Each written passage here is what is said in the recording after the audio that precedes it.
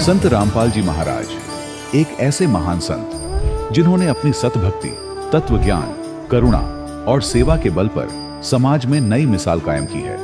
संत रामपाल जी महाराज की अगुवाई में उनके सभी सतलोक आश्रमों से समाज कल्याण के अद्भुत कार्यों ने समाज को सुनहरे भविष्य की एक नई उम्मीद दिखाई है। संत रामपाल जी महाराज से नाम दीक्षा लेने के बाद लाखों लोगों की लाइलाज बीमारियां जैसे कैंसर, एड्स आदि ठीक हुई। संत जी के ज्ञान से प्रेरित होकर उनके अनुयायियों ने लाखों यूनिट रक्तदान किया। संत जी ने लाखों बहन बेटियों का दहेज मुक्त विवाह करवाया।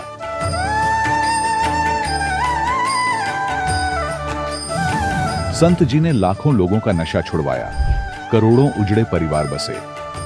संत जी के आश्रमों में समागम के दौरान निःशुल्क नेत्र चिकित्सा, दंत चिकित्सा प्रदान की जाती है। संत रामपाल जी महाराज द्वारा समय समय पर पर्यावरण संरक्षण के उद्देश्य से बड़े स्तर पर वृक्षारोपण किया जाता है। संत जी ने जरूरतमंदों को तत्काल राहत पहुंचाने के लिए एम्बुलेंस सेवा शुरू की। संत जी अपने अनुयायियों को देहदान के लिए प्रेरित करते हैं, जिससे मानवता की सेवा और चिकित्सा क्षेत्र में सुधार हो सके। संत रामपाल जी महाराज के सभी आश्रमों में हर रोज निःशुल्क भंडारा आयोजित किया जाता है, जहां हर वर्ग, हर जाति और हर धर्म के लोग एक साथ बैठकर भोजन करते हैं।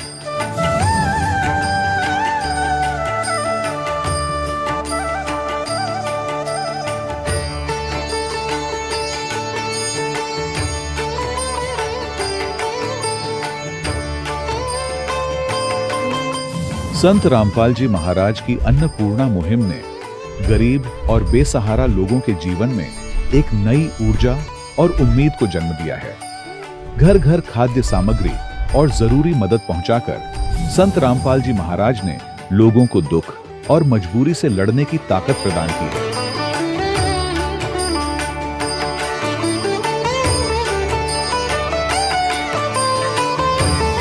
संत रामपाल जी महाराज द्वारा गरीब लोगों के लिए घर बनवाने का अद्भुत कार्य एक ऐसी मिसाल कायम कर रहा है जो सदियों सदियों संत जी की उदारता और दया भावना के तौर पर जाना जाएगा।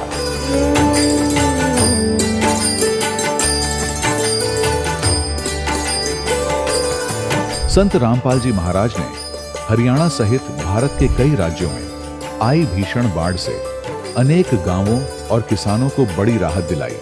तत्काल लाखों फुट पाइप और हजारों मोटर उपलब्ध कराकर किसानों के खेतों और गांवों में भरे बाढ़ के पानी को बाहर निकालकर उनको नया जीवन दान प्रदान किया। आज संत रामपाल जी महाराज को किसानों के मसीहा के तौर पर देखा जा रहा है। जगह जगह उनके लिए सम्मान समारोह आयोजित हो रहे हैं। संत रामपाल जी महाराज के आश्रम में हजारों बुजुर्गों को सम्मान और प्यार के साथ जीवन जीने का अवसर मिलता है। उनके खाने, रहने और स्वास्थ्य की पूरी जिम्मेदारी संत रामपाल जी महाराज उठाते हैं। अनाथ बच्चों के लिए संत रामपाल जी महाराज के सभी आश्रम किसी वरदान से कम नहीं।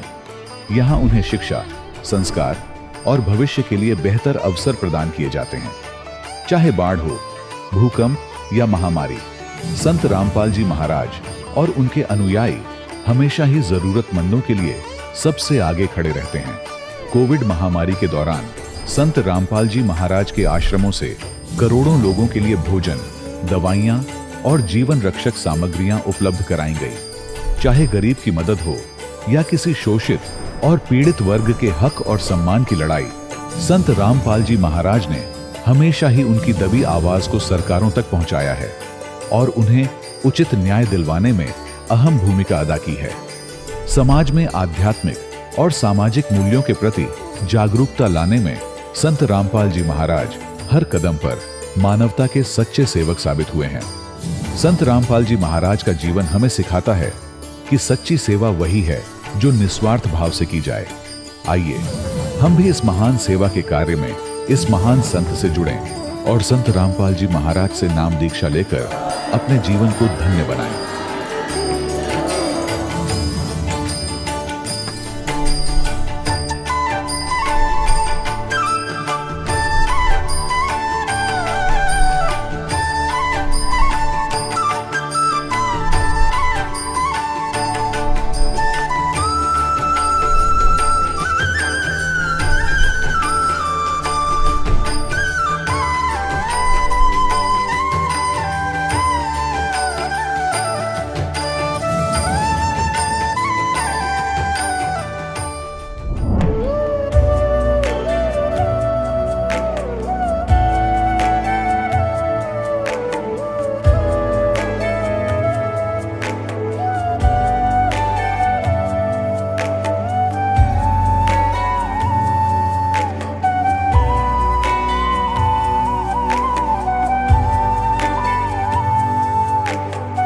पूर्ण परमात्मा पाप कर्म दंड को भी काट सकता है। अभी तक जिस भी संत व महापुरुष से मिले, उन्होंने यही बताया कि पाप कर्म फल भोगने से ही समाप्त होगा। वो प्रभु कौन है जो पाप कर्म को काट देता है, वो काल के बंधन से छुड़वा देता है। उसका क्या नाम है, पूजा की विधि क्या है? कृपया अवश्य सुनिए जगत गुरु तत्वदर्शी संत रामपाल जी महाराज के अमृत वचन। सत साहिब दर्शकों, कहा जाता है कि मानव ईश्वर प्राप्ति की खोज में तभी निकलता है जब वह सांसारिक दुख और समस्या से निराश हो जाता है। उसका जीवन अंधकार में चला जाता है। दुख और कष्ट के चलते वह अपने आप को बुरी लत में फंसा लेता है। फिर भी परमात्मा की एक आस उसके मन में अवश्य रहती है कि वो अवश्य अपनी कृपा करेंगे। विनेश जी के जीवन की कहानी भी कुछ ऐसी ही है। विनेश कुमार जी सोनीपत, हरियाणा के निवासी हैं। इनके जीवन में अनेक कष्ट थे, भूत प्रेत की बाधा भी थी, पारिवारिक क्लेश था, पूरा परिवार दुखी था, जीवन कष्ट से भरा था। ऐसे में इनके ही किसी परिवार के सदस्य ने इन्हें संत रामपाल जी महाराज से दीक्षा ग्रहण करने की सलाह दी और उन्हें विश्वास दिलाया कि संत रामपाल जी महाराज से दीक्षा लेने के बाद आपके जीवन के सभी दुख दूर हो जाएंगे और आपको मोक्ष का सच्चा रास्ता मिलेगा। अपने रिश्तेदार की सलाह मानकर विनेश जी ने संत रामपाल जी महाराज से नाम दीक्षा ले ली। आइए जानते हैं कि संत रामपाल जी महाराज से नाम दीक्षा लेने के बाद उनके जीवन में क्या परिवर्तन आया।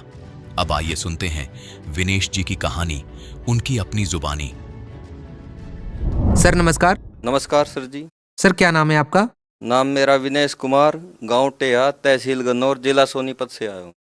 संत रामपाल जी महाराज से नाम दीक्षा आपने कब ली? मैंने संत रामपाल जी महाराज से सन 2012 में दीक्षा ली जी। संत रामपाल जी महाराज से आपने नाम दीक्षा क्यों ली? मैंने संत रामपाल जी महाराज से दीक्षा इसलिए ली जी क्योंकि हमारे घर में भूत प्रेत से की बाधा थी, उससे सारा परिवार परेशान था। घर में इतना गृह क्लेश था कि भाई भाई आपस में लड़ते थे। हम बीमारी से परेशान थे। हर टाइम घर में एक बंदा बीमार रहता था, खाट पे रहता था। हम तंग हो चुके थे, डॉक्टरों के पास जाकर भी, भूत प्रेत झाड़ने वालों के पास जाकर भी। करीब 2-3 साल तक मैं अपने भाई को लेके पता नहीं कहाँ कहाँ घूमा। मैं बालाजी भी गया, मैं कलियर पीर यूपी में भी गया, मैं बागड़ भी गया, लेकिन उसकी समस्या का कहीं भी समाधान नहीं हुआ। फिर हमें एक मेरा भाई जो ताऊ का लड़का है, उसने संत रामपाल जी से दीक्षा ली हुई थी, मेरे को वो मिला। उसने मेरे को समझाया, भाई आप संत रामपाल जी से दीक्षा लो, आपकी ये सारी बीमारी दूर हो जाएगी। फिर मैंने कहा भाई ऐसा क्या ज्ञान है संत रामपाल जी का, तुम सत्संगियों से तो हम ही अच्छे हैं, तुम ऐब करते हो, ये करते हो। मैं उसको ऐसे बोला, वो ने बोला भाई सत्संगी और ऐब करते हो गई, संत रामपाल जी के भगत ऐब नहीं करते। फिर उस भाई ने मेरे को ज्ञान गंगा पुस्तक दे दी भगत जी। मैं वह पुस्तक पढ़ने लगा। मैंने लगातार 4-5 दिन तक वो सर जी वो पुस्तक पढ़ी। मेरे समझ में आया कि हम भक्ति करते करते भी आज तक क्यों दुखी थे। मुझे रोना आ गया। मैं संत रामपाल जी से प्रार्थना करी, हे संत, हे परमात्मा, आज से आप मेरे गुरु जी है, चाहे मेरे को आप कभी शरण में लो। हे संत रामपाल जी महाराज, मैं आपसे दीक्षा लेना चाहता हूँ, मेरे को पता मिल जाए। मैंने फिर उस भाई के पास फ़ोन लगाया, भाई मैं संत रामपाल जी से दीक्षा लूँगा। तो उसने कहा भाई हम अगली बार सत्संग में जाएंगे तब आप दीक्षा ले लेना। तब मैं उसके साथ गया और मैंने दीक्षा ली। संत रामपाल जी महाराज से नाम दीक्षा लेने के बाद आपको क्या क्या लाभ मिले? संत रामपाल जी महाराज से दीक्षा लेने के बाद भगत जी हमें अनेकों लाभ हुए। पहला एक लाभ नंबर 1, जो हमारे घर में भूत प्रेत की बाधा थी उससे सभी परेशान थे। भूत प्रेत की बाधा के कारण घर में सबसे पहले मेरे पिताजी की मौत हुई, उसके बाद मेरे बड़े भाई की मौत हुई। फिर वही बीमारी मेरे उससे छोटे भाई और मेरी माँ को आ गई। हम डॉक्टरों से भी दिखा के थक चुके थे, जो मेंटल वाले डॉक्टर है और भूत प्रेत वालों को भी, लेकिन कहीं भी आराम नहीं होता। जब हमने संत रामपाल जी महाराज से दीक्षा ली, हमें पहले ही दिन से राहत मिली। उसके बाद जो वहाँ के भगत थे उन्होंने बताया, भाई आप 4 महीने तक ये ज्ञान भी सुनो, और भक्ति करो, आप पूरी तरह से ठीक हो जाओगे। हमने ऐसे ही किया और संत रामपाल जी भी सत्संग में बताते हैं, जब आपको पूरा विश्वास हो जाएगा आप पूरी तरह से ठीक हो जाओगे। 4-5 महीनों में संत रामपाल जी महाराज जी की दया से हम बिल्कुल ठीक हो गए। हमारे भूत प्रेत की बाधा भी हल हुई। जो हमारे घर में सबसे बड़ी समस्या थी, ग्रह क्लेश, आपस में हम भाई भाई लड़ा करते थे, उस दिन से दीक्षा लेने के बाद आज तक हम भाई भाई आपस में गाली तक नहीं देते। और जो शारीरिक सुख हुआ भगत जी, सर जी, मेरे को छाती में जलन रहती थी और मेरी आंखों पे चश्मे चढ़े हुए थे, जो नंबर वाले चश्मे थे। संत रामपाल जी से दीक्षा लेने के बाद करीब 1-1.5 साल बाद मेरी आंखें नॉर्मल हो गई, जो नंबर थे वे नॉर्मल आ गए और मेरे चश्मे उतर चुके। आज मेरे को 3 साल हो चुके हैं। मेरे को ना तो कंप्यूटर पे काम करने में कोई दिक्कत है, ना किसी प्रकार की और किसी चीज़ में दिक्कत है। और जो मेरी छाती में जलन रहती थी वो संत रामपाल जी से दीक्षा लेते ही उसी दिन ठीक हो गई थी। और सर जी, मेरी माँ बहुत ज़्यादा बीड़ी पीती थी। मैंने उसको समझाया, जी आप भी ये नाम दीक्षा ले लो और आपकी भी बीड़ी छूट जाएगी। वो बोली, मैं नाम तो ले लूँ लेकिन संत रामपाल जी श्राद्ध निकालना बंद करवाते हैं। फिर उसको समझाया कि नहीं, हमारे शास्त्रों के अनुकूल ये साधना गलत है। हमारे शास्त्रों में, गीता में मना किया है श्राद्ध निकालने से। अगर जो श्राद्ध निकालेंगे वे भी भूत पितर बन जाएंगे, तो ऐसी साधना का क्या फायदा। तो मेरी माँ बोली, चलो मैं भी आश्रम में चलती हूँ, मैं भी देख लेती हूँ। वहाँ पे उसने जाके देखा, सत्संग सुना संत रामपाल जी का, उनके भी ज्ञान समझ में आ गया। अगर वाकई में ये तो ज्ञान बहुत सही है। और उसके ये समझ में आया कि हम क्यों दुखी थे। शास्त्र अनुकूल तो साधना यह है, हम पहले शास्त्र को विपरीत कर रहे थे, इसलिए हम दुखी थे। तो उसने भी नाम ले लिया। जिस दिन से मेरी माँ ने नाम लिया संत रामपाल जी महाराज से, उसने आज तक बीड़ी को हाथ तक नहीं लगाया। सर, भगत समाज को आप क्या संदेश देना चाहते हैं? मैं भगत समाज को संदेश क्या दूंगा, मैं भगत समाज से प्रार्थना ही कर सकता हूँ कि आप भी संत रामपाल जी महाराज जी की शरण में आइए। और मेरे इतरिया और भी पता नहीं कितने परिवार है जो बीड़ी शराब पीते हैं और भूत प्रेत की बाधा से परेशान है, वे भी संत रामपाल जी की शरण में आके अपनी समस्याओं से निजात पाइए। और जो सबसे बड़ी समस्या है, हम यहाँ बार बार जन्मते मरते हैं, वो हमें संत रामपाल जी महाराज पूर्ण मोक्ष दिलाएंगे। इसलिए जल्दी से जल्दी आके संत रामपाल जी से दीक्षा लो और अपना कल्याण करो। जी धन्यवाद। सर जी धन्यवाद। दर्शकों, अभी आपने सुने संत रामपाल जी महाराज से दीक्षा प्राप्त करके सुखी हुए भक्त के अनुभव। अब देखिए जगत गुरु तत्वदर्शी संत रामपाल जी महाराज के मंगल प्रवचन। आज आप कितने प्यार से रह रहे हो, आपके बेटा बेटी कितने अच्छे लगते हैं भी अच्छे, सबको प्यार लगता है क्योंकि यहाँ रह रहे हैं ठाठ से उनके साथ। 1 मिनट में मृत्यु हो जा, बेटा मर जाए, बेटी मर जाए, आप मर जाओ, पूरा परिवार नाश हो जाता है। वो प्यार भी है, अच्छे भी लगते हैं, फिर इसका बने क्या, व्हाट इज यूज। फिर कहाँ गया वो आपका जुगाड़, सारा जीवन खो दिया इससे काम पे। और भक्ति भी करते हैं, सत्य नहीं करते हैं, शास्त्र अनुकूल नहीं करते हैं, नकलियों के पास करते हैं, तो वो भी व्यर्थ। एक समय एक कोई परिवार पूरा का पूरा, जिसमें 15-16 सदस्य थे, एक गाड़ी में 12-13 सदस्य, एक बूढ़ा घर पर रह गया था और बाकी सारे सत्संग में भेज रखे थे, किसी संत के सत्संग। और 20-25 वर्ष से वो सत्संग में थे, सत्संग सुनकर वापस आ रहे थे या सुनने जा रहे थे, इतना ध्यान नहीं। दुर्घटना में 12 के 12 मर गए। एक बूढ़ा रह गया 70 साल का। अब क्या है ये, ना जाने काल की कर डारे, किस भी ढल जा पास आवे, और जिनाते सिरते बहुत खुड़कती, उन्हानो केड़ा हासा। तो यही संसार के अंदर, इस गंदे लोक में आप जिस आस को लेकर जी रहे हो, या आपकी भारी भूल है, और यह भूल मिटेगी भगवान से, इस सच्चे ज्ञान तक। फिर बात रही कि ये भी मालिक को मालूम है, इन तीनों गुणों का जो त्रिगुणमयी माया का जो दबाव है, ये ब्रह्मा विष्णु महेश स्वयं नहीं बचे इससे, तो जीव नहीं बच सकता। अब परमात्मा का सहारा चाहिए इस जीव को। तो किस परमात्मा का? यदि आप ब्रह्मा विष्णु जी का सहारा लेते हो यु काल के अंतर्गत, और काल ने आपको फंसा रखा है, तो आप इस जाल से बाहर नहीं हो सकते। यदि शंकर जी की पूजा करते हो तो भी नहीं हो सकते।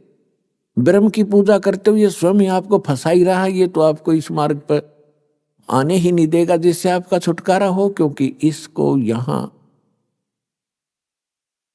आपको फंसाए रखना इसका एक उद्देश्य है कि इसको भूख लगती है, इसको श्राप लगा हुआ है काल भगवान को, ब्रह्म को, जो गीता अध्याय नंबर 11 के श्लोक नंबर 32 में कहता है कि अर्जुन मैं काल हूं और सबको खाने के लिए अब आया हूं, श्री कृष्ण में प्रवेश कर गया हो, ये ऐसे करता है।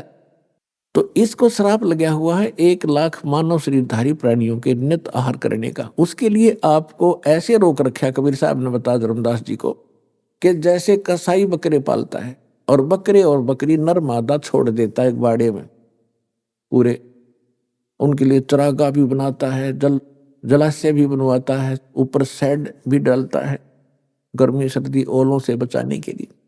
तो बकरे ये सोचते हैं हमारा मालिक बड़ा दयालु है, हमारी कितनी केयर टेक कर रहा है, कितनी देखभाल करता है, लेकिन वो जीव हैं उनकी इतनी बुद्धि काम नहीं करती कि अब तो आपने दयालु दिखा है और फिर सामने जब भी आवश्यकता होती है किसी का बेटा हो चाहे बेटी, माँ मरो चाहे बाप, निकाल ले जाता है पकड़ पकड़ के कान।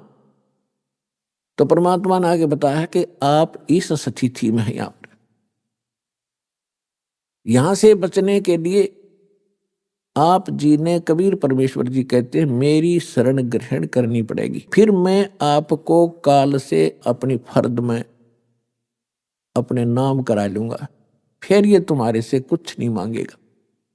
तो उसके लिए आप जी ने परमात्मा की शरण ग्रहण करनी पड़ेगी, और शरण ग्रहण करने के बाद फिर मर्यादा से रहोगे, तब आपके ये बच्चे भी ठीक रहेंगे। मालिक को मालूम है कि ये नहीं रह सकते, चाहे कितना ज्ञान हो ले और कितना कुछ कर ले, ये दबाव इतना है आपके ऊपर। फिर भी परमात्मा ने एक विकल्प निकाला है, इसका एक अल्टरनेट बताया है कि मेरी शरण में रहे, जब लग हंसा हमरी आना, काल लगे ना तेरा बाणा। अब वहां जहां वो सत्संग सुनने जा रहे थे या आ रहे थे, तो वहां तो काल का ही व्यवस्था थी सारी, वहां तो वो भक्ति है ही नहीं। वैसे भी कई और स्थानों पर जाते हैं, कोई वैष्णो देवी पर जाते हैं, कोई अमरनाथ पर जाते हैं, वहां भी मरते हैं लाखों हजारों लोग। केदारनाथ पर मर गए 20-30 हजार व्यक्ति सेकंडों में। तो वो तो सारी काल व्यवस्था ही है, वहां तो वो करेगा ही करेगा, वो तो सबको खावेगा, वहां तो उसकी खूब पहुंच है, उसके अंतर्गत है सारा स्थान। जब आप परमेश्वर कबीर जी की शरण में आ जाओगे फिर उसकी नहीं चलेगी। जब लग हंसा हमरी आना, काल लगे ना तेरा बाना। जब लगे जीव हे प्यारी आत्मा तो हमारी मर्यादा में रहेगा, फिर काल अटैक नहीं करेगा। काल का अटैक भी हम पर उस समय होगा जब हम मर्यादा भंग कर देंगे, परमात्मा के दायरे से हम बाहर चले जाएंगे। तो परमात्मा कबीर जी की मर्यादा भंग होते ही आप इनसे बाहर चले गए, और इससे बाहर सारा काल ही काल है। जैसे समुद्र में, समुद्री जहाज में आप बैठे हो और कोई नशा करके समुद्र में कूद जा, तो उस जहाज ही बचाव का स्थान था, वो दिया छोड़, तो वहां तो डूबोगे, मरोगे। तो इस स्थान को छोड़कर पूरे विश्व में काल व्यवस्था है, इसको छोड़कर जहां भी जाओगे वहां आपको कोई प्रोटेक्शन नहीं होगा, दुख के अतिरिक्त कुछ नहीं मिलेगा।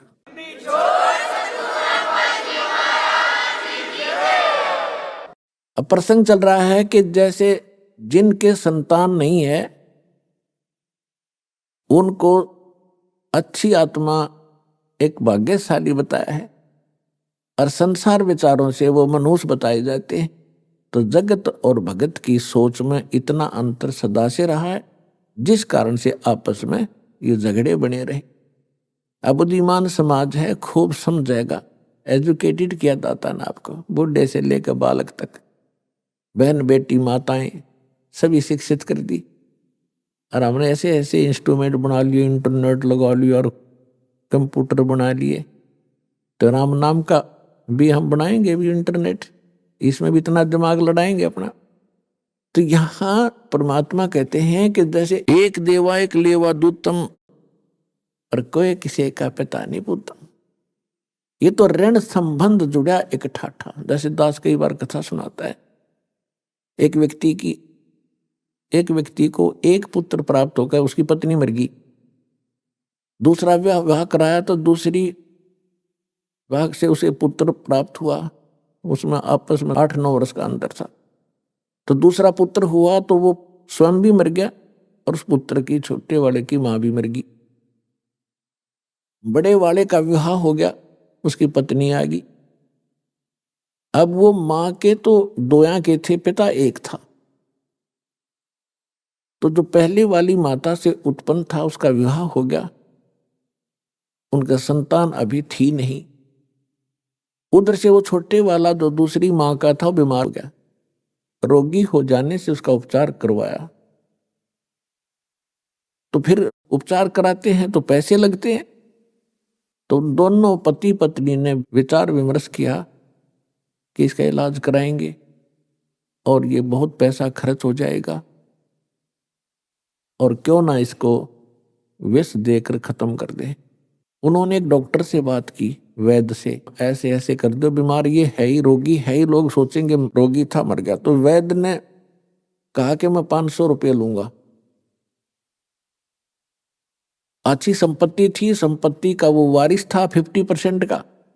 उन्होंने 500 रुपये देकर अपना कांटा निकाल दिया, मरवा दिया। रिलेटिव्स ने सोचा, रिश्तेदारों ने सोचा भी बीमार था मर गया, कोई बात नहीं, बात आई गई हुई।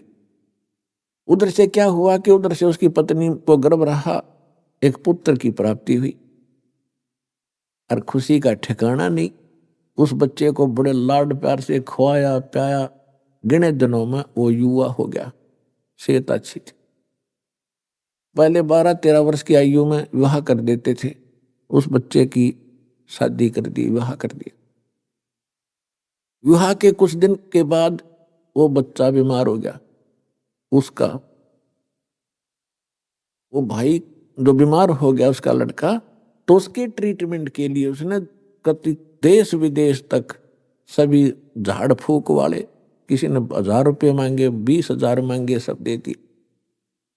वैद्यों ने भी जो मुंह मांगा पैसा दिया, लेकिन रिजल्ट 0 रहा। आधी संपत्ति भी बिक गई और लड़का खाट पकड़ गया, अस्थि पंजर शेष दिखाई दे। तब उसने एक दिन, उसका पिता बैठा था साथ में, चारपाई के साथ में। लड़के ने कहा कि भाई साहब एक काम कर, अब मेरे कफन की लकड़ियों की तैयारी कर ले, तेरा मेरा हिसाब हो गया, अब केवल लकड़ियों का और ये कफन का हिसाब किताब शेष है, उसको कर तैयार। अब उस व्यक्ति ने सोचा कि लड़का इतना डिस्टर्ब हो गया, इसका मेंटली डिस्टर्ब हो गया, यो मुझे भाई कहता है। उसने कहा बेटा मैं तेरा पिता हूं, तेरा बाप हूं मैं। बोला नहीं, तू मेरा भाई है, और विचार कर मैं तेरा वो भाई हूं जिसको तूने विष देकर मरवाया था। मैं ही तेरे घर पे आया हूं अपना बदला लेने के लिए, अपना ऋण वापस चुकाने के लिए, और जितनी मेरे हक की, मेरे राइट की संपत्ति थी, मेरे भाग की, वह पूरी खत्म हो चुकी है, अब तेरी शेष है। तब उसकी पैर तले की धरती खिसक गई, अपने कुकृत्य का उसको याद आया। तब उसने पूछा कि अभी एक बात बता दे, मैंने तो जैसा जुल्म किया था मेरे सामने आ गया, एक ही पुत्र हुआ, आगे आस नहीं, मेरा तो कुल नाश हो ही गया। पर एक बात बता, हमने तो जो जुल्म किया तेरे साथ हमारे सामने आ गई, जो तेरे भाई आई है ये लड़की जिससे तेरा विवाह हुआ है, अब इसने कौन सा पाप कर दिया, यह जिंदगी फूकी जाएगी तेरे साथ, क्योंकि उस समय सती प्रथा थी। कि तेरे साथ या जीवित जलाई जाएगी। इसने कौन सा दोष कर दिया बेचारी ने? तो उसने बताया कि वो डॉक्टर कहाँ है, वैद्य कहाँ है जिसने मुझे विष दिया था कि तेरे 4 वर्ष के बाद उसकी मृत्यु होगी थी। तो लड़का कहने लगा ये वही दुष्ट आत्मा है, अब यह जिंदी फूकी जाएगी। और ऐसा ही हुआ, ये कहकर वो शरीर छोड़ गया। तो यहाँ कहते हैं परमात्मा ने सूक्ष्म वेद में बताया है, एक लेवा एक देवा दूतम, एक लेने आ रहा है एक देने आ रहा है, और कोई किसी का पिता नहीं पुत्र। ऋण संबंध जुड़ा एक ठाठा, अंत समय सब 12 बाटा। और इसको फाइनल समझ लेना, जो भी आपका बेटा है या बेटी है, पिता या पुत्र है या माता है, पत्नी है, ये आपका लेन देन कोई ऋण है इनके साथ, ये पूरा करना पड़ेगा। अब ये है कि जैसे हमने किसी का ऋण देना है और हमारी इनकम इतनी है नहीं, तो हम हमेशा भयभीत से रहते हैं, लज्जित से रहते हैं। और यदि हमारी इनकम ठीक हो जाए तो ऋण दे देंगे, खुश होकर, क्या होगा, ऋण हो भी जाता है, कोई बड़ी बात नहीं। तो अब परमात्मा आपको ऐसी नौकरी देगा, ऐसी भक्ति देगा, उसकी मजदूरी करियो, और इससे आपके वो ऋण बहुत आसानी से सुलझ जाएंगे, बेटे का हो चाहे बेटी का। और फिर समर्थ के पास एक पावर है, मासा घटे न तिल बधे, विद ना लिखे जो लेख, सच्चा सतगुरु मेट कर ऊपर मार दे मेघ। आपका आपस का कोई ऋण देन है और आप शरण में आगे परमात्मा के, वो कैंसिल कर देगा। जा भाई मेरा तो ऋण था यो, और माफ कर दिया। बच्चों को मैं दूंगा तुम्हारे से, इनको पालूंगा पोसूंगा, इनके संस्कार बनाऊंगा, आप हो ऋण मुक्त, आप भी पार, ये बच्चे भी पार हो जाएंगे। तो ऋण खत्म कर दिया दोनों का।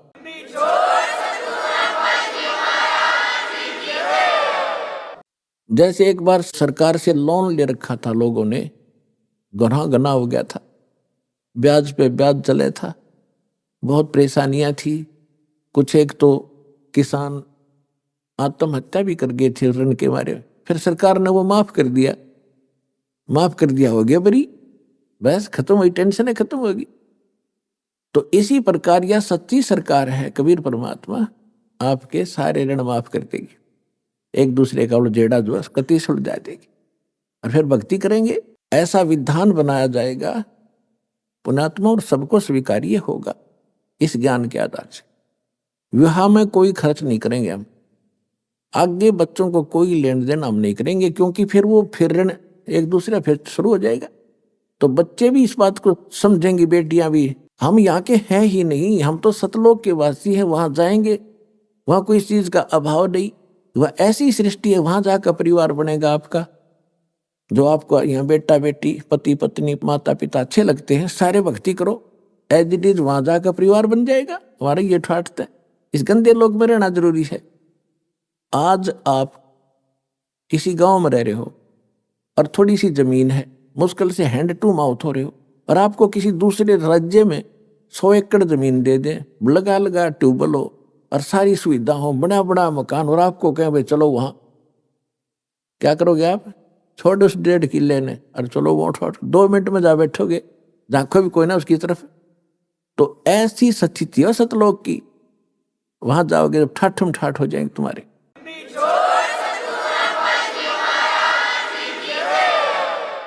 तो यहां परमात्मा कहते हैं कि मेरी शरण में आने के बाद फिर मैं आपके सारे संस्कार खत्म करवाऊंगा। भगत तो वही होगा जो संसारिक परंपराओं से दूर हटेगा, तभी भक्ति करने के, ना तो कर ही नहीं सकते भक्ति। अब आपने भक्ति मार्ग के सफर पर चलना है, और यात्री कम से कम वजन लेकर चलता है, कम से कम, और जब वो सारे घर न लाद का चाल पड़े तो क्या कदम चलेगा? नहीं चल सकता। तो सभी परंपराओं को हमने हटाना पड़ेगा, और ज्ञान से हटेंगी, ऐसी बात नहीं है, ज्ञान से हटेंगी। तो इस प्रकार हम इस मार्ग को आगे चलेंगे। संस्कार भगवान के हाथ में है, पल में पता नहीं कहते के कर दे परमात्मा। अपने आत्मा सभी इस समय के विषय में, जो वर्तमान में समय चल रहा है, बात चल रही है संस्कार की, कि परमात्मा अपने भक्तों के संस्कार समाप्त कर देगा और अपने कोटे से फिर उनकी पूर्ति करेगा। तो फिर हम भक्ति भी कर सकते हैं, परमात्मा की सेवा भी कर सकते हैं और अपने मोक्ष भी प्राप्त कर सकते हैं।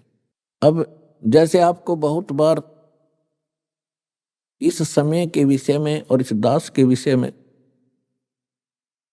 बहुत सी भविष्यवाणियां भी आपको सुनाई गई है कि ये ऐसा अनमोल समय है पुण्यात्माओं, भगवान ने तो ये निर्धारित कर ही रखा है 600 वर्ष पहले।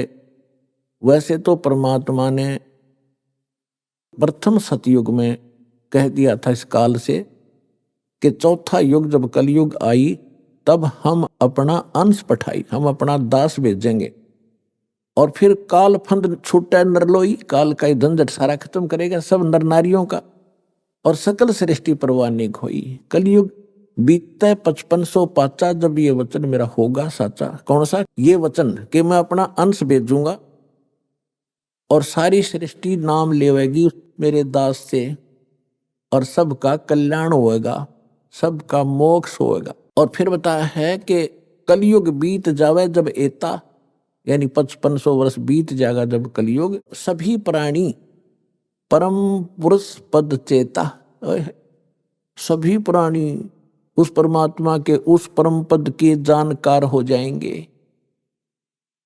कौन से के? गीता अध्याय नंबर 18 के श्लोक नंबर 62 में, गीता अध्याय नंबर 15 के श्लोक नंबर 4 में कहा कि अर्जुन तू सर्वभाव से उस परमेश्वर की शरण में जा, उसकी कृपा से तो परम शांति को और सनातन परम धाम को प्राप्त होगा। शाश्वत स्थान, कभी नाश में न आने वाले को शाश्वत स्थान कहते हैं, उसको हम सतलोक कहते हैं। लोक माने धाम, स्थान। गीता अध्याय नंबर 15 के श्लोक नंबर 4 में कहा कि तत्वदर्शी संत की प्राप्ति के उपरांत परमेश्वर के उस परम पद की खोज करनी चाहिए जहां जाने के बाद साधक फिर कभी जन्म मृत्यु में नहीं आते। तो यहां बताया है कि जब 5500 वर्ष बीतेगा, हमने आज तक पता ही नहीं था सतलोक भी कोई स्थान है। अरे राधा स्वामी वाले दंड सतगुरु वाले ये सतलोक करे दिन खक्का नहीं पता था। वो सतनाम, वो स्वर नाम, वो स्वर शब्द, वो सतपुरुष और वो सतनाम, वो राधा स्वामी धाम, खकता इनका पता। तो हमने सतनाम परम पद का कभी सुना भी नहीं था सतलोक के बारे में, और आज बच्चे बच्चे के मुंह पर हो गया। बच्चे बच्चे की जुबान पे सतलोक सचखंड जावाएंगे, जैसे दास मिल रहा था बच्चों से, संगत से। एक छोटा सा बालक अपनी माँ की गोदी में,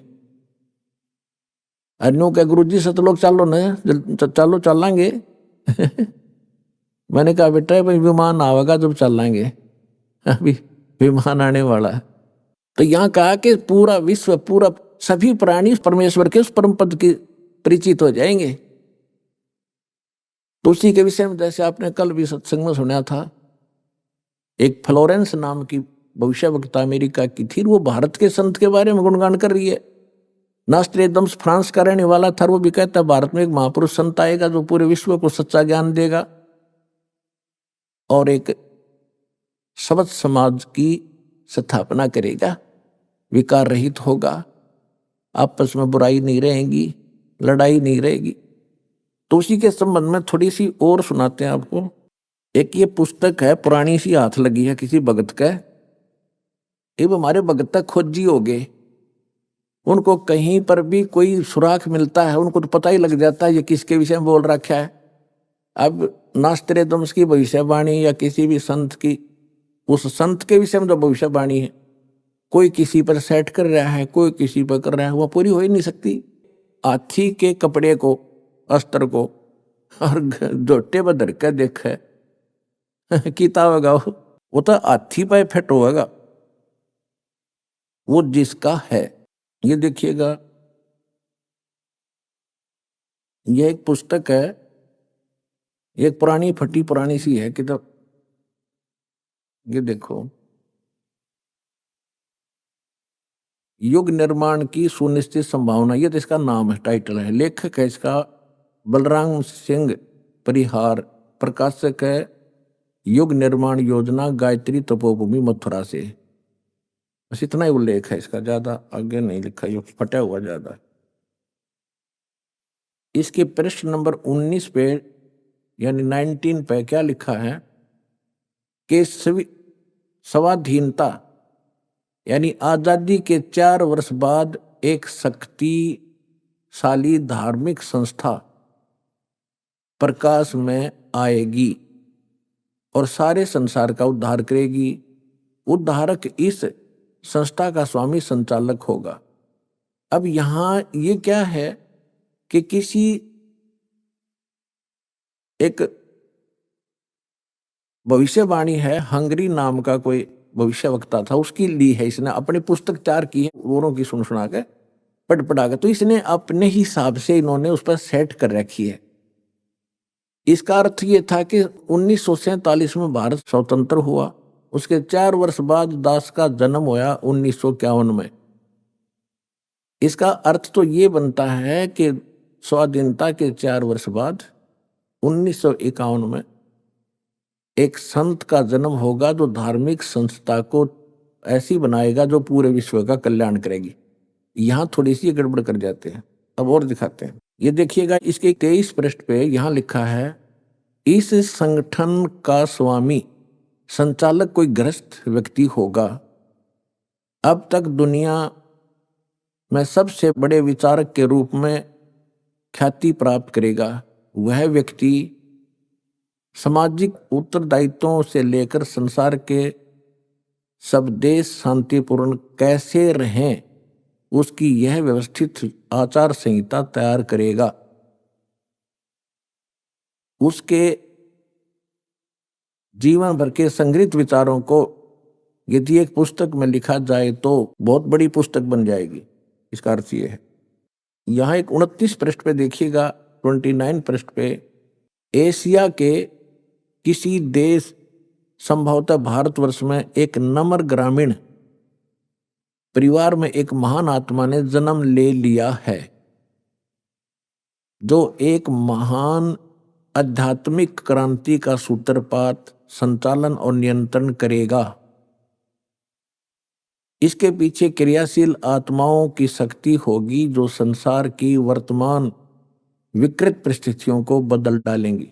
1999 में ये क्या बोला गया है कि एक ऐसे व्यक्ति ने जन्म लिया है जिसकी अकेले ही उत्पादित शक्ति किसी भी शक्ति संपन्न राष्ट्र के बराबर होगी। वह एक भाषा, एक संस्कृति, एक धर्म की आचार संहिता सर्जन करेगा। यहां देखिएगा 43 पृष्ठ पे,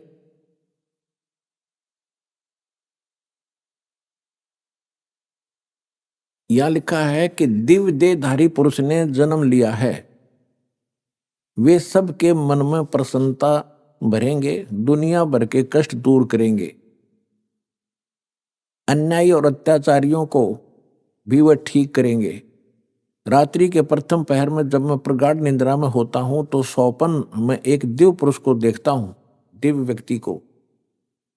किसी जलाशय के निकट बैठे हुए इस योगी के मस्तक में दोनों भावों के जहां मिलती हैं तो उसमें अर्ध चंद्रमा के दृश्य होते हैं।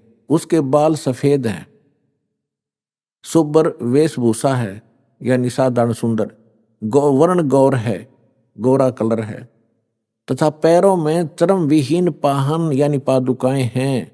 बिना चमड़े की जूतियां पहनता है।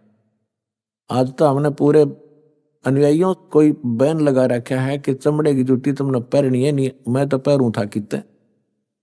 अब देखिएगा इसके पृष्ठ नंबर 72 पे, क्योंकि हमने इसके साथ साथ सत्संग भी सुनाना है आपको, जो कि संस्कार के ऊपर बात चल रही थी, उसका कुछ विषय इसमें आपको समझाएंगे। इसके 72 पृष्ठ पर देखिएगा, यहां लिखा है कि इतिहास के अद्वितीय महापुरुष के बारे में नॉस्ट्रेडमस ने भी कुछ संकेत दिए हैं। उसके मस्तक में चंद्रमा होगा, वेशभूषा बहुत सादी होगी, यानी लाल पीले कपड़े नहीं होंगे, उसके लंगोट लंगाट बांध के नहीं घूमेगा। 2 विवाह होंगे, 2 पुत्र होंगे, 2 पुत्रियां होंगी। अब यहां इसके ऊपर थोड़ा सा आपको संस्कार का भी बताऊंगा। कि जैसे इसने लिखा है नास्ट्रेदमस जी ने कि उसके 2 पुत्र होंगे 2 पुत्री होंगी, दास के 4 संतान है, एज इट इज। और जो ये भविष्य वक्ता होते हैं या दार्शनिक होते हैं, इनको जो भी होना है, जो भगवान ने निर्धारित कर रखा है, वो ही देख सकते हैं।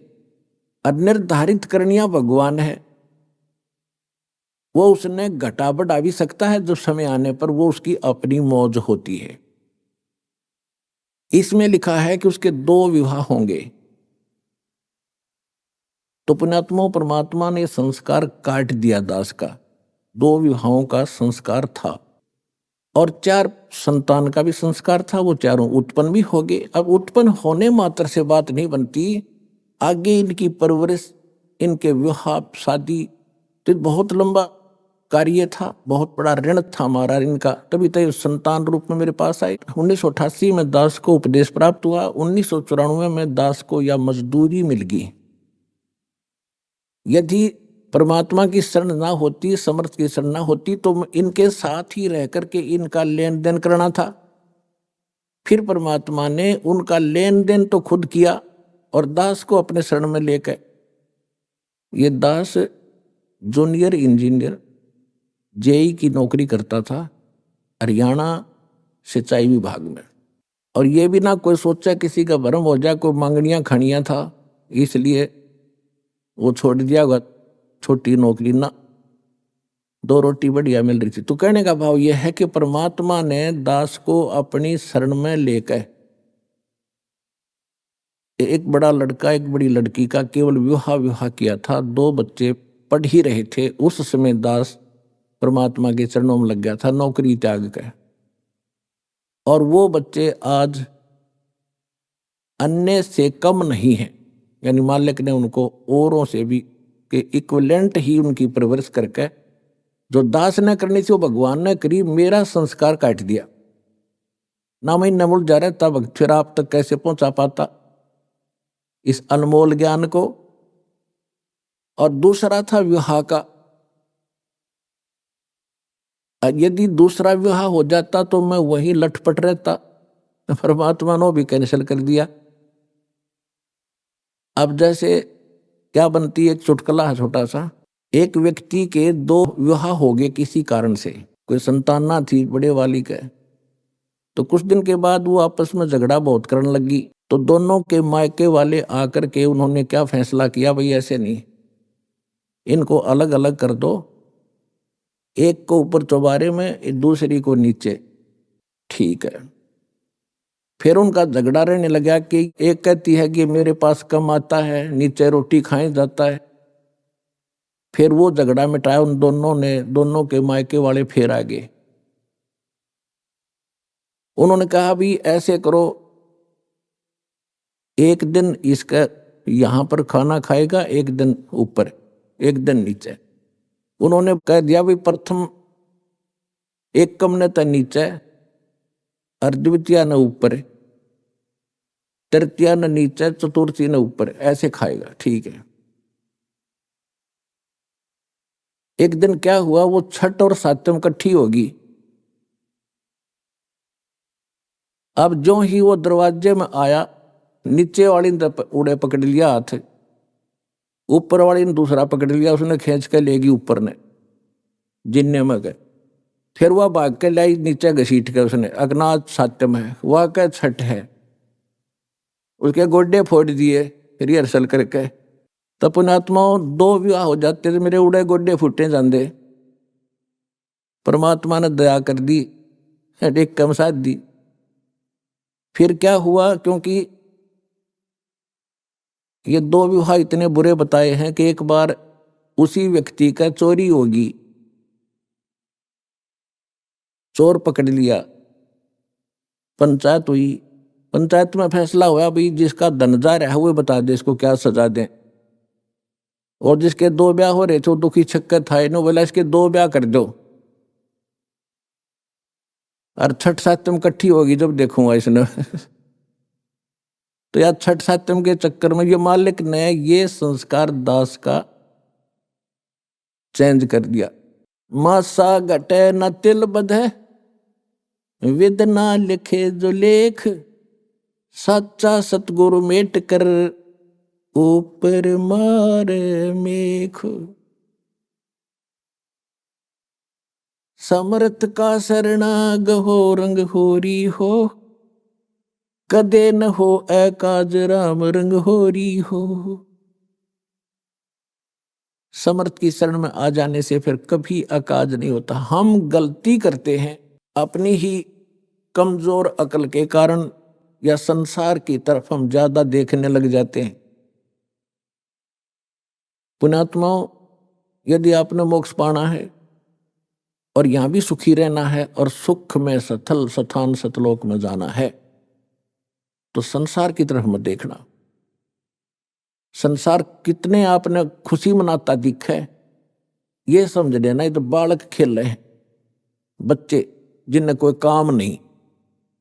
कोई डीजे बजा रहा है, कोई ब्याह शादी में नाच रहा है, कोई खुशी मना रहा है, त्योहार मना रहा है। इसे गंदे लोक में के त्योहार मनावे।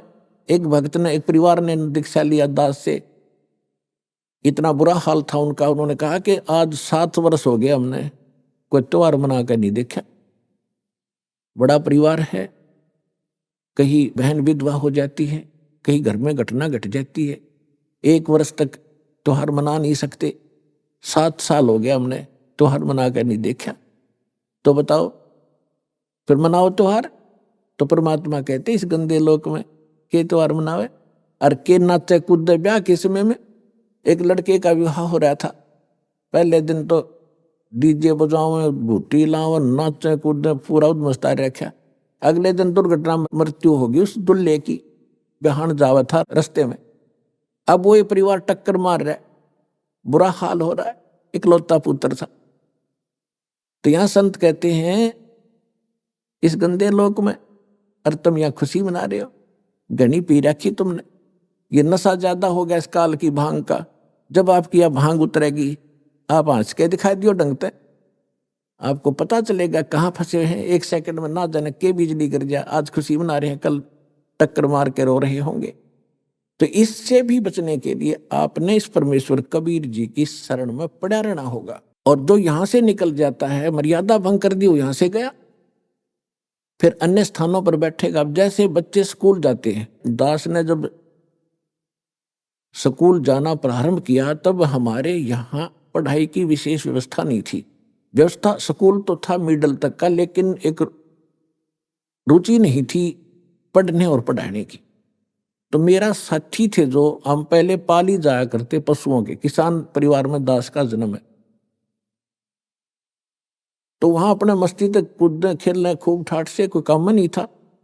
फिर हम स्कूल जाने लगे तो जो स्कूल नहीं जाते थे वो क्या करते थे, कोई तो गधे पर बैठ के घूम रहा है, शरारत करनी बच्चे अंदर, कोई तालाब में नहा रहा है, हाँ कोई कुछ कर रहा है। तो अब विद्यार्थी ने उसकी तरफ नहीं देखना चाहिए जो विद्यालय में नहीं जाता, जो विद्यार्थी नहीं है। अभी आपने सुने संत रामपाल जी महाराज के मंगल प्रवचन। आइए अब सुनते हैं संत रामपाल जी महाराज से नाम दीक्षा लेकर सतभक्ति करके अद्भुत लाभ प्राप्त करने वाले अनुयायी के विचार। सत साहिब दर्शकों, असली शांति और संतोष की खोज में मनुष्य अनेकों प्रकार की परंपरागत साधनाओं को अपनाता है, लेकिन जब वह इसमें असफल रहता है तो जीवन से निराश हो जाता है। दर्शकों, आज हम आपको ऐसी ही एक कहानी सुनाने जा रहे हैं जो उत्तराखंड के रहने वाले हरिश्चंद्र जोशी जी की थी।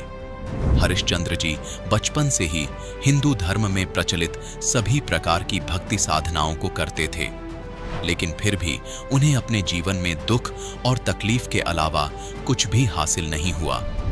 जब हरिश्चंद्र जी को इतनी भक्ति साधना करने पर कोई लाभ मिलता न दिखाई दिया तो इन्होंने अपने जीवन के दुखों से मुक्ति पाने के लिए सतपाल जी महाराज, ब्रह्मा कुमारी पंथ, निरंकारी पंथ और मधु परमहंस जैसे पंथों का सहारा लिया।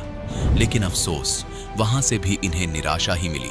लेकिन दर्शकों, आज हरिश्चंद्र जी का कहना है कि जब से मैंने संत रामपाल जी महाराज से नाम दीक्षा ली है, तब से मुझे अद्वितीय लाभ मिले हैं। अब मैंने हिंदू धर्म में प्रचलित शास्त्र विरुद्ध भक्ति साधना त्याग दी है और जो संत रामपाल जी महाराज शास्त्रों से प्रमाणित आदि सनातनी भक्ति बता रहे हैं उसे अपनाया है। दर्शकों, आखिर हरिश्चंद्र जी हिंदू धर्म में प्रचलित सभी साधनाओं को शास्त्रों के विरुद्ध क्यों बता रहे हैं? आखिर हरिश्चंद्र जी ने अन्य पंथों को छोड़कर संत रामपाल जी महाराज को गुरु क्यों बनाया? आखिर इसके पीछे की सच्चाई क्या है? आइए सुनते हैं हरिश्चंद्र जी की कहानी उन्हीं की जुबानी।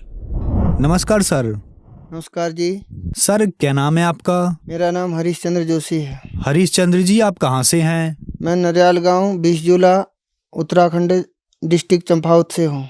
सर संत रामपाल जी महाराज से नाम दीक्षा आपने कब ली? सर 8 नवंबर 2019 को। संत रामपाल जी महाराज से नाम दीक्षा लेने से पहले क्या आप कोई भक्ति साधना भी करते थे? इस आध्यात्म मार्ग की खोज में मैं कई पंथों में गया हूँ सर। मैं 12 साल तक हंसादेश सतपाल महाराज के पंथ में रहा, 4 साल ब्रह्मा कुमारी में रहा और 4 साल निरंकारी पंथ में रहा और एक निंगली में है आश्रम परमहंस आश्रम, स्वामी स्वरूपानंद जी का 5 साल वहाँ रहा। सर इस प्रकार मेरा भ्रमण काल रहा परमात्मा की खोज में, सत्य की खोज में। परिवार में जो है परंपरागत कुल देवी को मानते थे, तो वो कुल देवी की साधना मैं भी किया करता था सर। मैं उस साधना करते करते घर से दूर जो है पंजाब चला गया था, कई जगह मंदिरों में रहा और वह माता जो है लोगों की समस्याएं सुना करती थी और समस्याओं को मैं हल किया करता था माता के माध्यम से। और इसके साथ साथ जो है सर जी मेरे को लोगों की समस्याएं तो दूर होती थी लेकिन अपनी समस्याएं ज्यों की त्यों रहती थी। मुझे चर्म रोग की शिकायत थी 16 वर्ष की अवस्था में, जो 50 साल तक रही सर जी, लेकिन मेरी समस्या दूर नहीं हुई। कई बार मैंने माता से पूछा तो माता ने कहा कि इसका समाधान हमारे पास कुछ नहीं है, लेकिन लोगों की समस्याएं दूर होती थी, मेरी समस्याएं कोई हल नहीं होती थी। मैं इतना रोगी हो गया था कि सर जी मैं आत्महत्या करने की सोचने लग गया।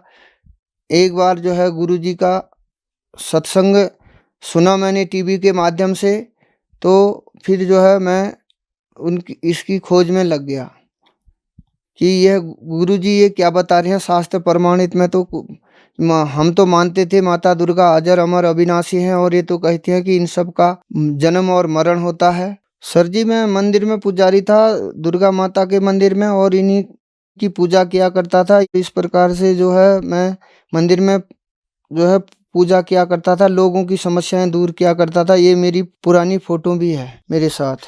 सर फिर क्या कारण बना कि आप संत रामपाल जी महाराज की शरण में आए? मैं टीवी देख रहा था, एक बार जो है संत रामपाल जी महाराज जो है सत्संग में सुना रहे थे कि इस सार नाम की बहुत चर्चा किया करते थे। मैंने अनेक पंथों में, जैसा कि पूर्व में मैंने बताया कि मैंने अनेक पंथों में मैं गया, तो उनसे सार नाम जो लिया था मैंने हंसादेश वालों से, परमहंस आश्रम से, अन्य जगहों से लिया था। तो मैंने सोचा कि वही पूर्ण मार्ग है, पूर्ण मोक्ष का मार्ग है, लेकिन उसे मुझसे संतुष्टि नहीं हो रही थी। संत रामपाल जी महाराज अपने सत्संग में बता रहे थे कि धर्मदास मेरी लाग दुहाई, सार शब्द की बाहर न जाई, सार शब्द जो बाहर पढ़ी, बिजली पीढ़ी हंस न तरी। ये सार नाम 2 अक्षर का ये सार नाम शब्द क्या है ये मेरी समझ में नहीं आया। मैंने कहा इसका मतलब कुछ यहाँ नया है, इसको खोजा जाए। संत रामपाल जी महाराज बता रहे थे बिना सार नाम के कोई पार नहीं उतर सकता है, तो मैंने सोचा कि यह कुछ नया है तो इसे जाना जाए। इस प्रकार मुझे भगत जी एक बार जो है पुस्तक वितरित करने वाले आए थे, ज्ञान गंगा के माध्यम से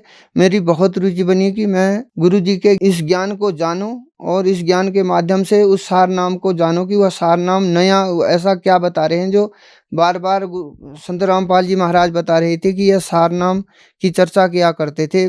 मैंने तो पहले जो गुरुओं के पास गया था तो मैंने समझ लिया कि यही फाइनल ज्ञान है, लेकिन इससे मेरी संतुष्टि नहीं हो रही थी। फिर नाम दीक्षा केंद्र में मैंने संत रामपाल जी महाराज से नाम दीक्षा ली। सर संत रामपाल जी महाराज से नाम दीक्षा लेने के बाद क्या आपको कोई लाभ भी मिले? सर जी सबसे पहले लाभ तो मुझे ये मिला कि जो बचपन से मैं 6 वर्ष की अवस्था से जगह जगह भटक रहा था सत्य की खोज के लिए, तो सबसे बड़ा लाभ तो मुझे आध्यात्मिक लाभ मिला। सत्य ज्ञान का मार्ग, जो वेद प्रमाणित, गीता प्रमाणित, सदग्रंथों से प्रमाणित जो ज्ञान था, जो पूर्ण मोक्ष का मार्ग था, वह पूर्ण ज्ञान मुझे प्राप्त हुआ। और दूसरा लाभ ये हुआ सर जी कि जो मेरे को शारीरिक चरम रोग था वह 16 वर्ष की अवस्था से शुरू था सर जी। वह 50 साल में जब मैंने 2 वर्ष पूर्व मैंने संत रामपाल जी महाराज से गुरु दीक्षा ली और उसके बाद विधिवत साधना करी, मेरे पूरे शरीर में चरम रोग था सर जी। मैं बहुत व्यथा से पीड़ित था उस रोग से, वो आज बिल्कुल भी नहीं है। उसके साथ साथ मुझे अन्य लाभ भी हुए, जैसे पाइल्स की शिकायत थी, माइग्रेन पेन था, पेट दर्द था और पारिवारिक कलह भी था और बहुत आर्थिक लाभ होते हुए भी कुछ नहीं बचता था। तो आज संत रामपाल जी की दया से मुझे हर प्रकार से लाभ है, शारीरिक लाभ है, परिवार में सुख शांति है और मेरे जीवन में भी सुख शांति है और मैं रोगों से भी मुक्ति है। मैं अपनी ज़िंदगी से इतना परेशान था कि मैं इस रोग के कारण आत्महत्या करने की सोच ली थी मैंने, लेकिन संत रामपाल जी की दया हुई कि जो मैं जो है ज्ञान गंगा के माध्यम से मैं इस ज्ञान तक पहुंचा। इस ज्ञान में पहुंचने के बाद मैंने जो है नामदान केंद्र से नाम लिया और नाम लेने के बाद जो है मेरा सबसे बड़ा लाभ तो ये हुआ कि मुझे पुनः जीवन दान मिल गया। मैं तो कहाँ आत्महत्या करने की सोच रहा था। हे मालिक, आपको कोटि कोटि प्रणाम है जो इस दास को पुनः जो है जीवन दान मिला है। सर, संत रामपाल जी महाराज से नाम दीक्षा लेने के बाद आपको बहुत सारे लाभ मिले। सर, कहा जाता है कि गुरु नहीं बदलना चाहिए, गुरु बदलना पाप है। आपने बहुत सारे गुरु बनाए और फिर आप संत रामपाल जी महाराज की शरण में आए। सर, आपने बहुत सारे गुरुओं को छोड़ा और फिर आपने संत रामपाल जी महाराज को चुना। तो संत रामपाल जी महाराज में ऐसा क्या लगा जो उन गुरुओं के पास नहीं था? सर जी, उन गुरु के पास जो है पूर्ण मोक्ष का न तो मार्ग था, न पूर्ण शांति थी, न कोई रोग का समाधान होता था।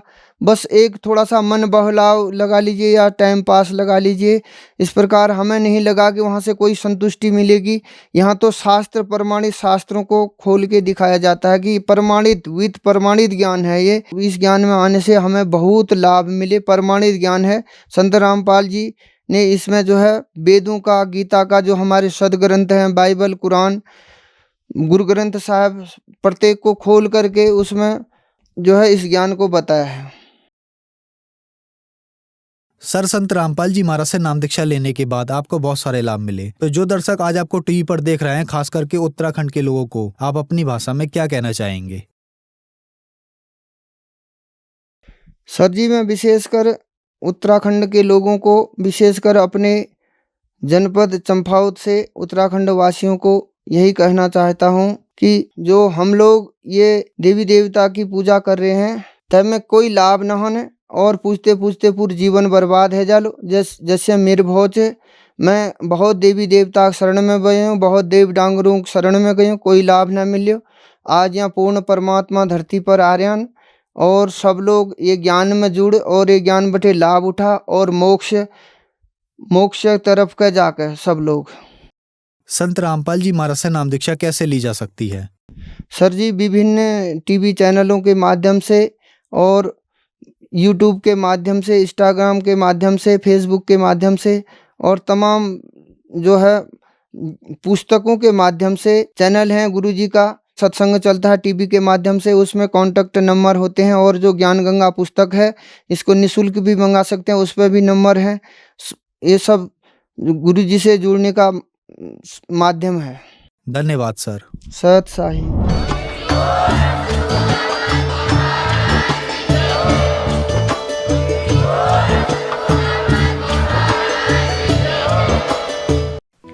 आप सुन रहे थे जगत गुरु तत्वदर्शी संत रामपाल जी महाराज के मंगल प्रवचन। अधिक जानकारी के लिए संपर्क करें।